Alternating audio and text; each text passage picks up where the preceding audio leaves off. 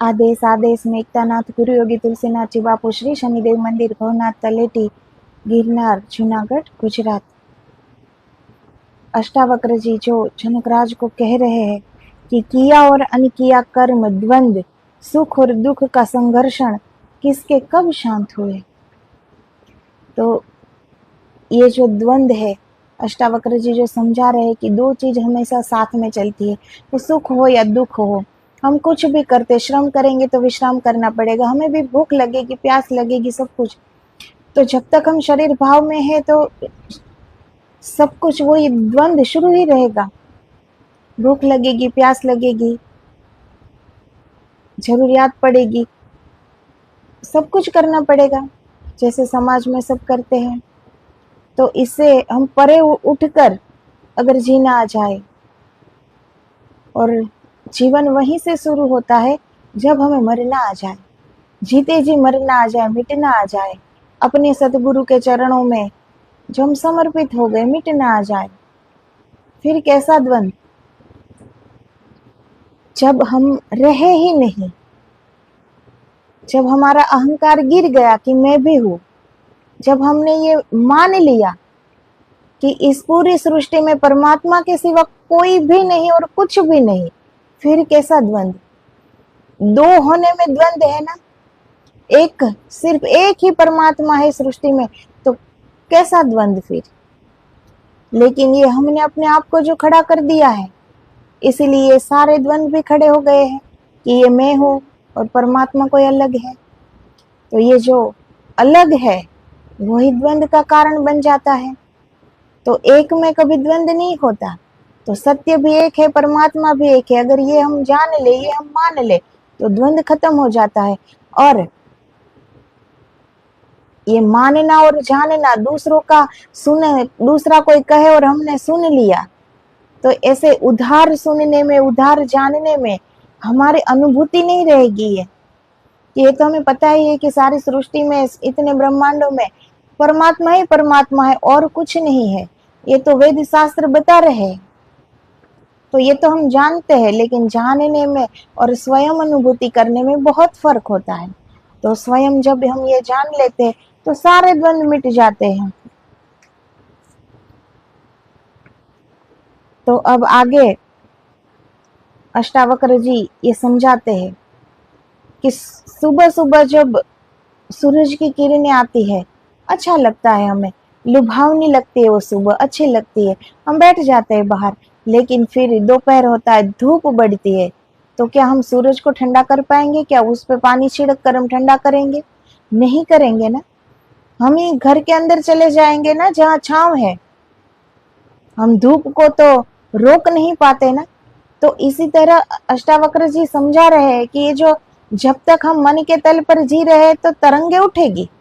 हम जब तक मन के साथ बह रहे, हम अपने विचारों के साथ बह रहे, तो ये तरंगे उठेगी, उसे हम रोक नहीं सकते।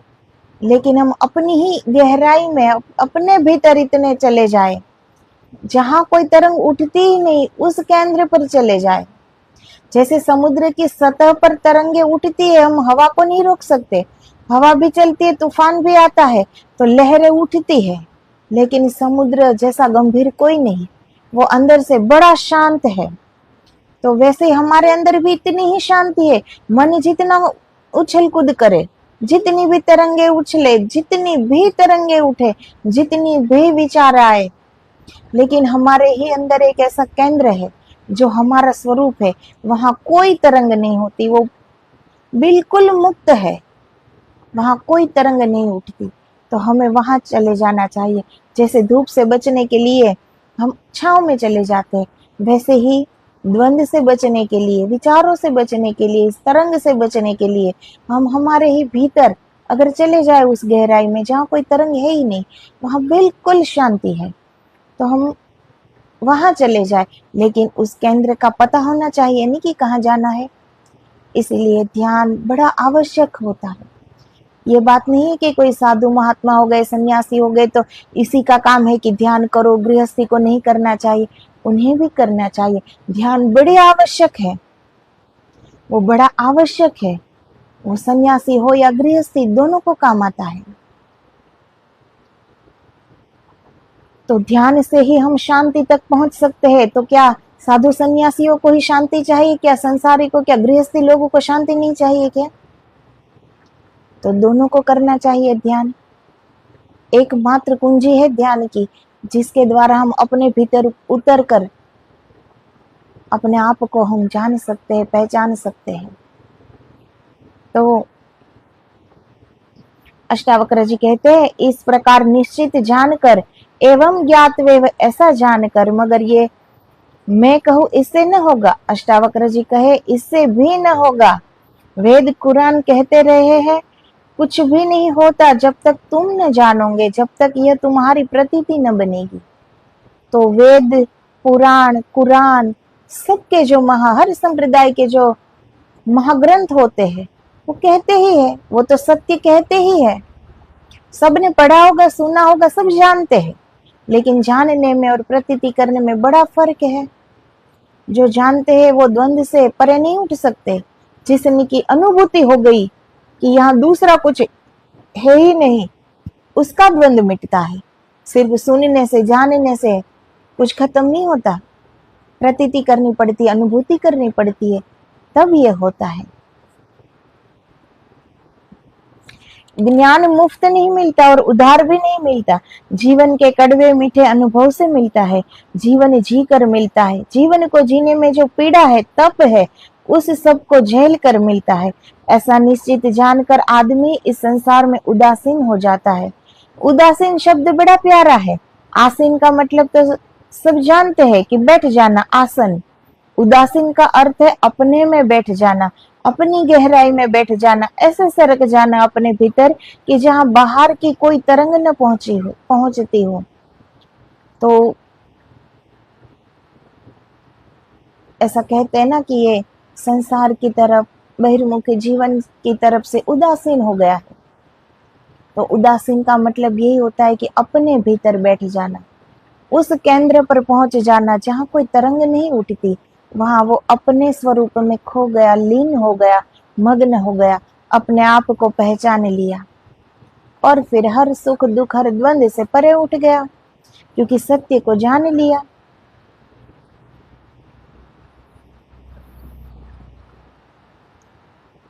हेरगिल ने बड़ी मीठी घटना लिखी है अपने जैन गुरु के बाबत।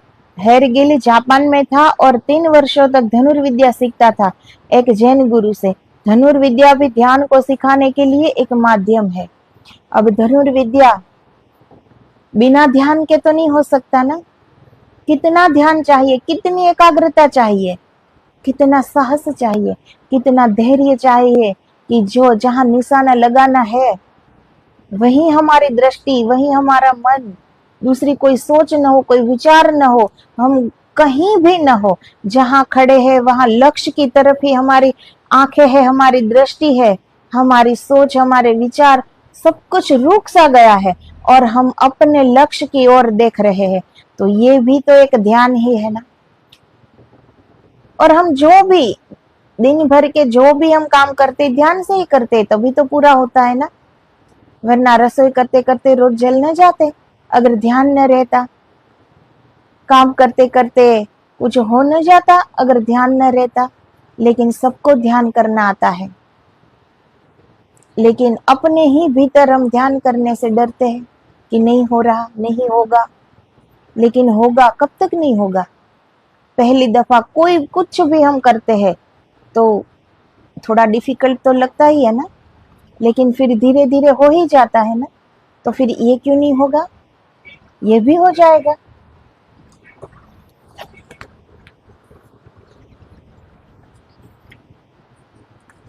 तो 3 वर्ष पूरे हो गए थे और हेरगिल उत्तीर्ण भी हो गया था।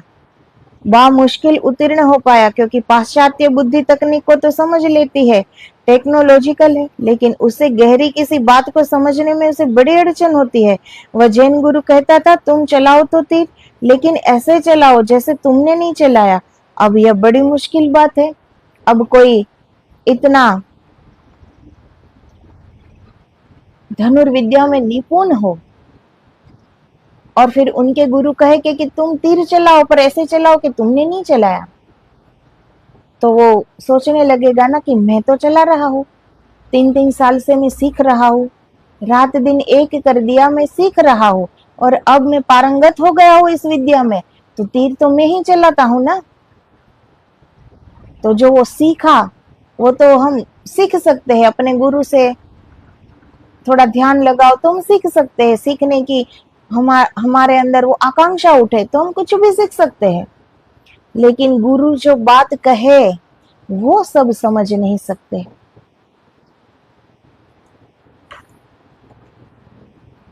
हेरगिल निष्णात धनुर्विद था, 100% उसके निशाने ठीक बैठते थे, लेकिन वह गुरु कहते नहीं, अभी इसमें ज़ेन नहीं है, अभी इसमें ध्यान नहीं है। हेरगिल कहता मेरे निशाने बिल्कुल ठीक पड़ते हैं, अब और क्या चाहिए। यह पाश्चात्य तर्क है कि जब निशाने सब ठीक लग रहे हैं, 100% ठीक लग रहे हैं, तो अब और क्या इससे भूल चुक है। लेकिन जैन गुरु कहते तुम्हारा निशाना ठीक है कि नहीं इससे सवाल नहीं, तुम ठीक हो या नहीं इससे सवाल है।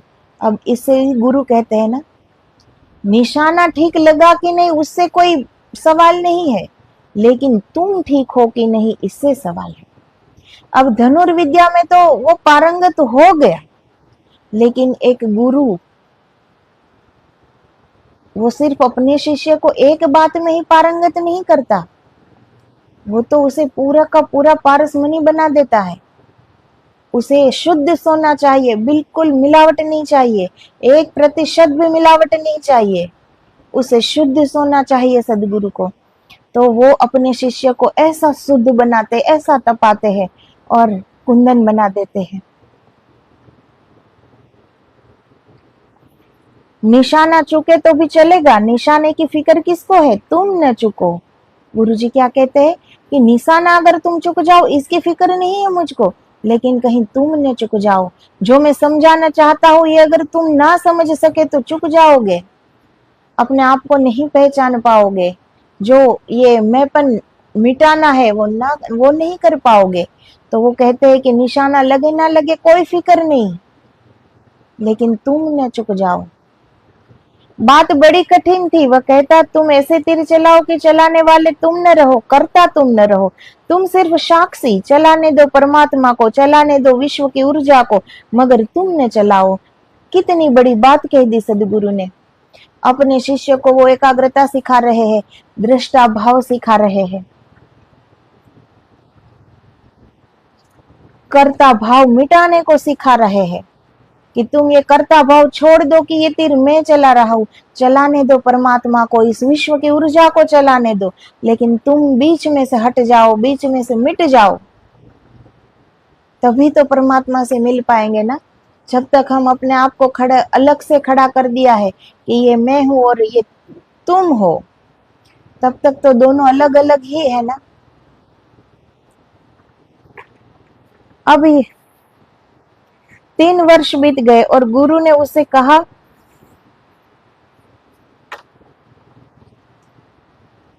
तो वो क्या कहता है कि जब खींचूंगा प्रत्यंचा को तो मैं ही खींचूंगा, कौन बैठा है खींचने वाला, और जब तीर का निशाना लगाऊंगा तो मैं ही लगाऊंगा, कौन बैठा है देखने वाला। तो वो अपने गुरुजी से कहता है कि मैं ऐसे कैसे सोच लूं कि ये तीर मैं नहीं चला रहा हूं, अब ये प्रत्यंचा मैं ही चला रहा हूं ना, ये निशाना ठीक लगा है तो वो मैंने ठीक लगाया है, वो मैं ही कर रहा हूं।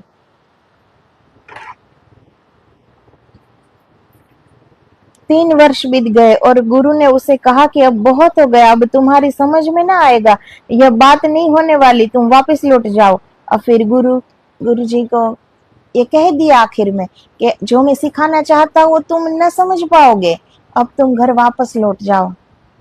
तो आखिरी दिन वो छोड़ दिया। उसने ख्याल किया अपने अपने से होने वाला नहीं है, या यह कुछ पागलपन का मामला है। वह गुरु से विदा लेने गया है, गुरु दूसरे शिष्यों को सिखा रहा है। 3 वर्ष उसने कई बार गुरु को तीर चलाते देखा, लेकिन यह बात दिखाई न पड़ी थी, नहीं दिखाई पड़ी थी, क्योंकि खुद की चाह से भरा था कि कैसे सीख लूं।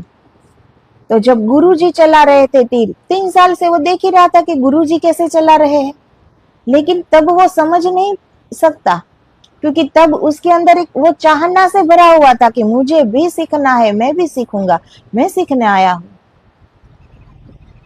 मैं भी इसमें पारंगत बनूंगा। तो वो चाह से भरा हुआ है। और जब तक हम भरे हुए हैं तब तक कुछ समझ में नहीं आएगा। ये तो शून्य की सवारी पर शून्य को मिलने जाना है, बिल्कुल शून्य होकर, कुछ भी ना हो, ना कोई विचार ना कोई सोच, बिल्कुल खाली शून्य की भांति। तभी शून्य हो सकते, तभी हम शून्य में विलीन हो सकते हैं। कैसे सीख लूं, बड़ा भीतर तनाव था। आज सीखने की बात तो खत्म हो गई थी। वह विदा होने को आया था, आखिरी नमस्कार करने। कुछ भी हो, इस गुरु ने 3 वर्ष उसके साथ मेहनत तो की है। तो वह बैठा है एक बेंच पर, गुरु दूसरे शिष्यों को सिखा रहा है।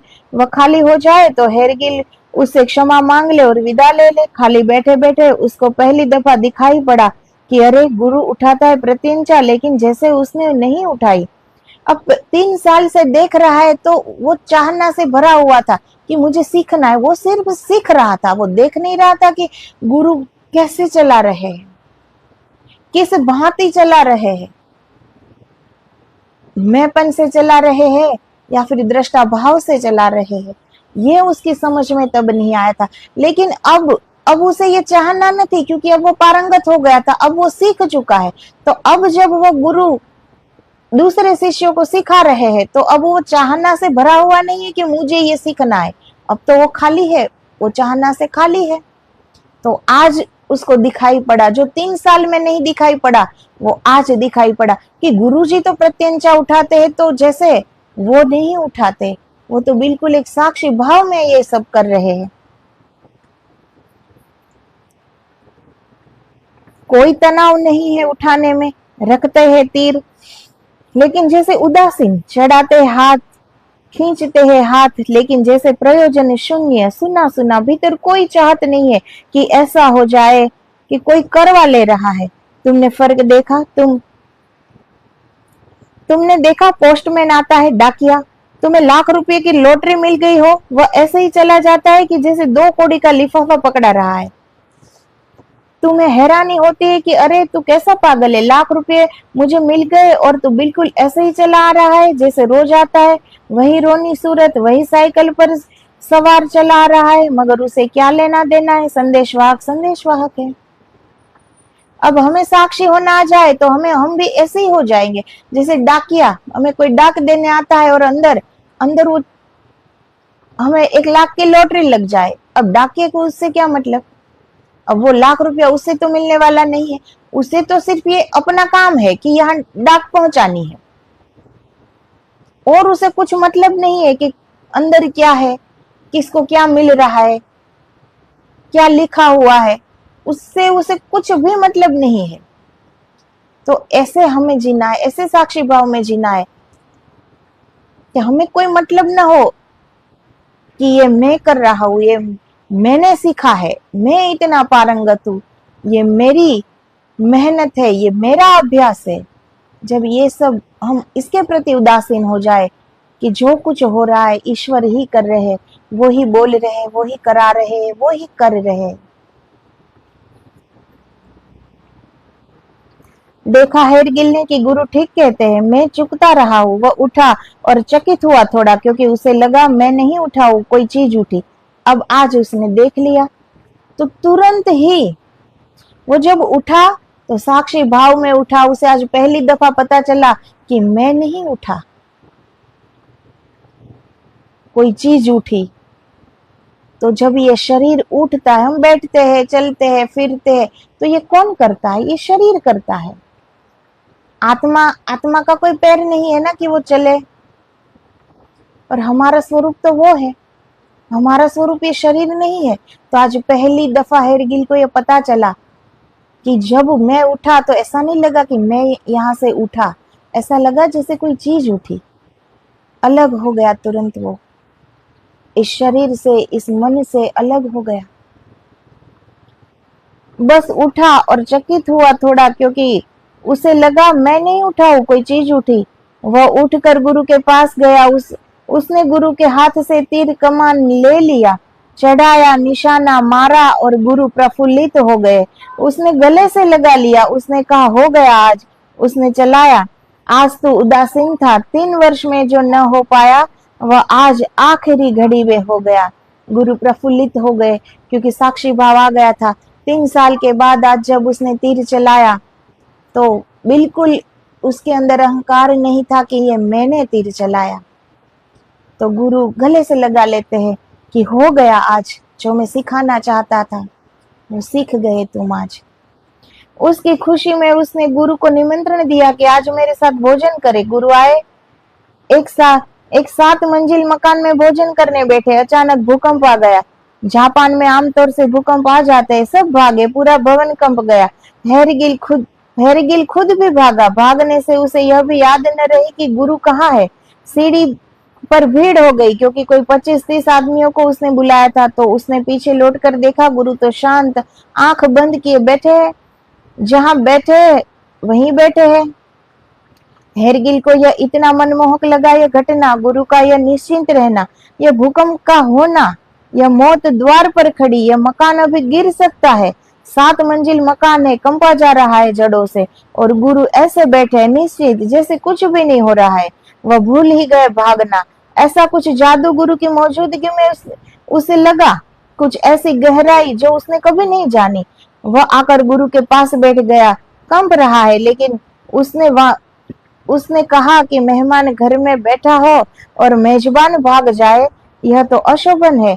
तो मैं भी बैठूंगा, फिर जो इनका होगा मेरा भी होगा। भूकंप आया और गया, क्षण भर टिका। गुरु ने आंख खोली और जहां से बात टूट गई थी कि भूकंप के आने और लोगों के भागने के कारण, उसे फिर वहीं से शुरू कर दिया। हेरगिल ने कहा, छोड़िए भी, अब मुझे कुछ याद नहीं कि कौन सी बात हम कर रहे थे। अब गुरु के लिए तो ये बड़ी ही सहज बात थी, बड़ी सहज घटना थी। इतना बड़ा भूकंप आ गया, 7 माल की मंजिल थी वो, लेकिन गुरु जी आंख बंद करके बैठ गए। उसे कोई फिक्र नहीं है कि अब क्या होगा क्या नहीं। अब हेरगिल भी पास में बैठ गया है, तो वो जो खाते खाते जो बात कर रहे थे, वो उसने वहीं से बात शुरू की। गुरु जी ने बीच में ये कुछ हुआ ही नहीं जैसे।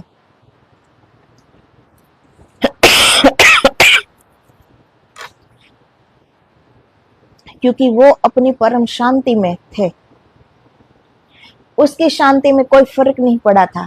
वो अशांत हुए ही नहीं, वो डरे ही नहीं कि क्या होने वाला है। उसने कुछ सोचा ही नहीं कि क्या होगा।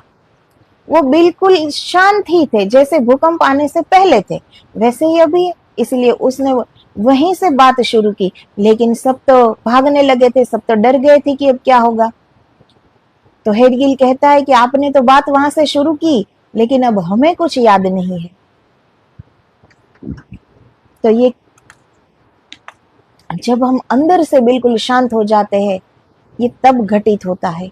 वरना तो जब ऐसा तूफान उठता है, ऐसा भूकंप आता है, तो सारे लोग भूल ही जाते हैं ना इसमें कि इससे पहले क्या हुआ था।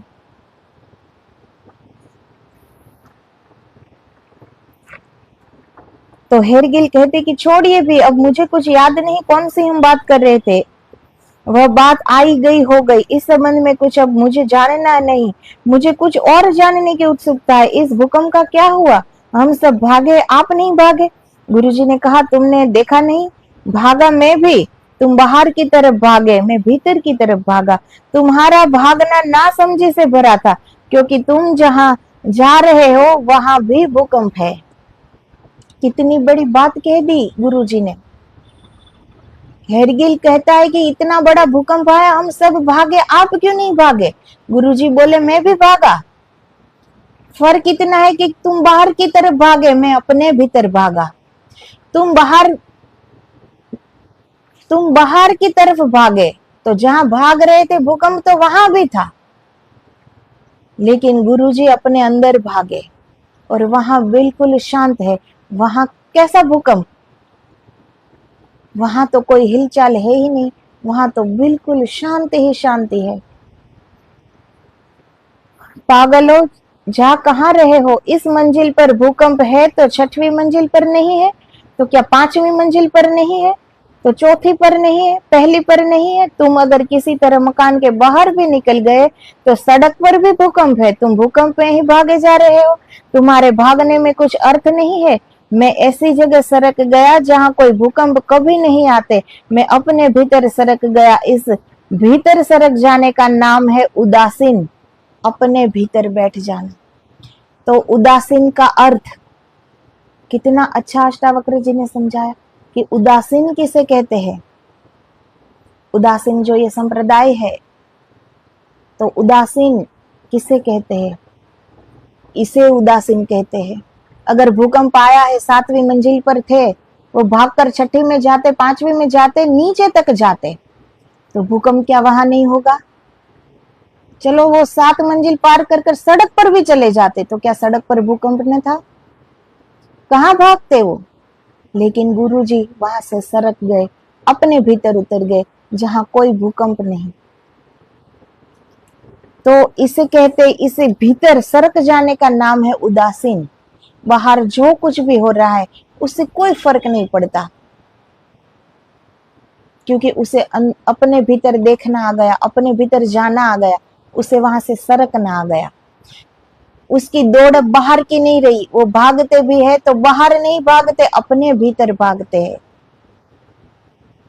तो इसे कहते हैं उदासीन। तो संसार में रहकर भी इसी तरह हमें जीना चाहिए। ये जो हम संसार के साथ इस बहिर्मुखता में, ये जो हम दौड़े जा रहे हैं ना सबकी ओर, जो सब कर रहे हैं वैसा हमें भी करना है। ये जो हरीफाई कर रहे हैं ना एक दूसरे के साथ, इसीलिए हम कहीं भी नहीं पहुंच पा रहे।